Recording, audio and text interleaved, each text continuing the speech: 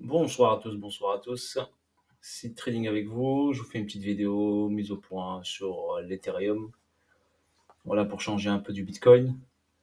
Donc l'Ethereum, donc on le voit bien ici. Je vais vous faire un petit résumé récapitulatif. Donc une phase ici accumulative qui a emmené le prix vers le haut. On a une grosse jambe haussière très importante. Donc très verticale. Donc forcément derrière on a eu une correction assez importante. Donc forcément par rapport à ce rallye haussier. Cette jambe baissière pour moi, cette correction n'est pas pour moi terminée. L'idéal bien sûr est de passer sous les 877 $. Donc sur un investissement long terme, on passera, je pense, en dessous de ça sans aucun souci. Pour l'instant, on est sur ici donc une jambe baissière. Donc on est sur le retracement de cette jambe baissière. D'accord, donc une respiration par rapport à cette jambe baissière. Ça, c'est après bon point de vue. Vous n'êtes pas obligé d'être d'accord avec moi, mais c'est ce que je vois pour moi. Sous 877, ce serait pour moi inévitable d'y aller en dessous. Pour l'instant, il nous fait quoi ici? Donc ici, on a eu ici, en résumé, ici, nous avons ici une distribution qui s'est mise en place. Voilà, on est parti en 3 étapes à aller la chercher. Donc on a pris l'argent ici, on a pris la liquidité. Forcément, on a pris de liquidité, beaucoup de liquidité, donc une liquidité importante. Forcément, derrière, on a eu une réaction de respiration par rapport à ce rallye baissier. Donc sur ce niveau ici, donc qu'est-ce qui se passe ici? L'objectif du prix est d'aller en dessous. Donc forcément, il doit distribuer.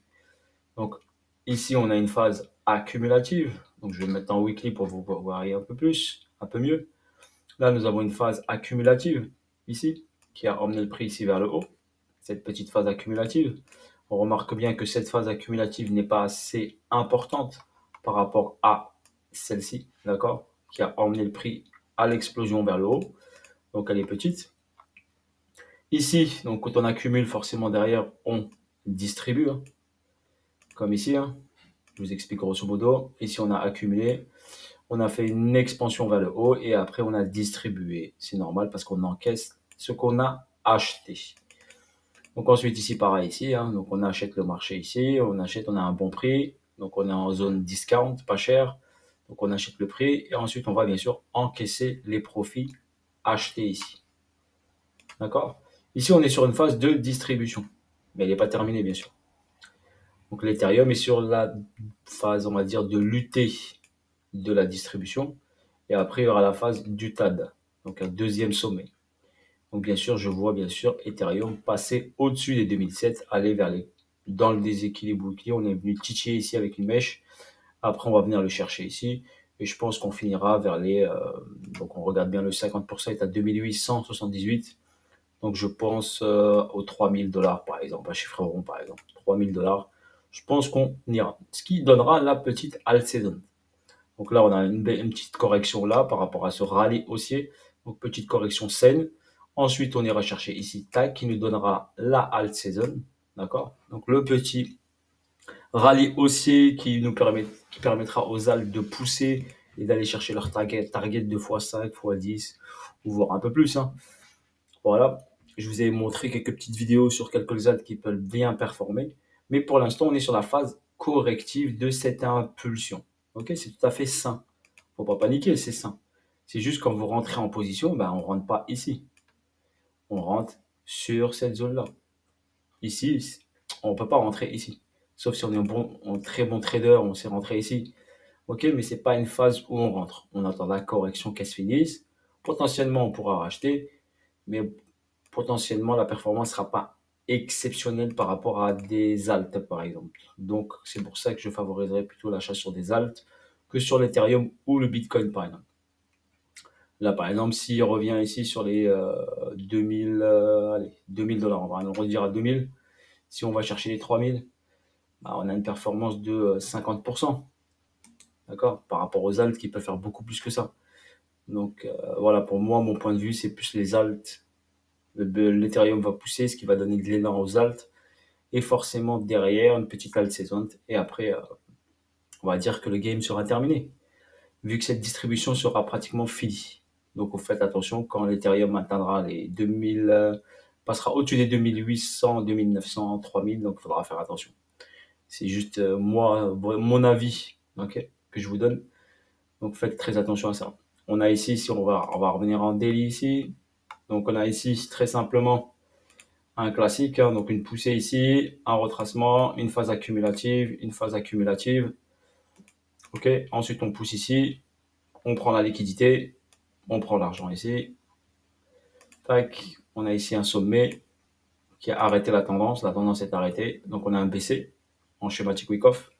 Ici on a créé des EQH, donc des niveaux au même niveau, hein, on remarque bien ici. On incite les gens à vendre, d'accord. Ensuite on fait quoi? On fait une accumulation, une manipulation de marché, donc on manipule. On revient ici dans la zone de demande ici, d'accord, on manipule. Et ensuite on va chercher les EQH et bien sûr le BC qui est une liquidité en attente. Donc là, regardez, le prix réaccumule sur la manipulation. Donc il accumule ici, il a accumulé là, manipulé, réaccumule et ensuite le prix pousse. Il va chercher le QH, et remarque bien ici, je vous montre au niveau technique, pour ceux qui aiment bien la technique. Regardez bien, ici vous avez une réaction quand il y a prise de l'EQH, donc un marche arrière. Mais la liquidité principale, c'est celle-là.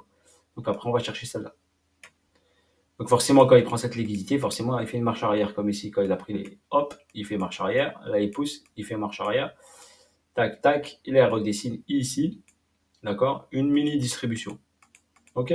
Donc ça, c'est la grande distribution, et là, ici, on a la petite distribution qui se met en place pour valider l'UT. Ceux qui connaissent Wyckoff, donc ça, c'est un BC, ça, c'est un UA, on va dire, et ça, c'est un UT. Donc si je vais en 4 heures pour vous montrer, je vais aller en 4 heures. Donc ici, on a eu le UA, donc ce mouvement-là qui vient ici s'appelle le UA. C'est la première intention, ok, première intention d'une distribution, d'un sommet d'une distribution. Et là, on a l'UT qui se fait. Et sur cette UT, bien sûr, on a une distribution ici qui se met en place. Donc ici, on a un BC. Ici, pareil, on a un UT. Ici, on a une TAD. D'accord? Là, on a un UT. Ok? Et là, on a un UTAD. Voilà, par exemple, je vous l'explique. Donc, cette mèche a fait un petit excès ici, mais c'est le même principe, BC, UT, UTAD. Et ce principe-là, donc logiquement, ici, on devrait venir chercher cette ligne ici, on va dire les 2113 déjà. Donc, cette zone ici où il y a des EQL ici. Donc, c'est des niveaux au même niveau, des EQL. Donc, des EQL ici. Donc, une zone de QL où le prix, il a rebondi sur ce niveau. Il a créé une zone de liquidité. Il a créé une poche de liquidité ici. Poche de liquidité ici, on la remarque bien ici, si je zoome. Poche de liquidité. Donc ça, c'est de l'argent, d'accord, qu'on va venir ici forcément chercher. Donc pour l'instant, on est revenu dessus, regardez le prix. Il est revenu dessus ici. C'est comme un support, si vous voulez. Comme un support, mais ce support tellement, il y a de l'argent dessus qui va être pris forcément. Donc ça saute aux yeux.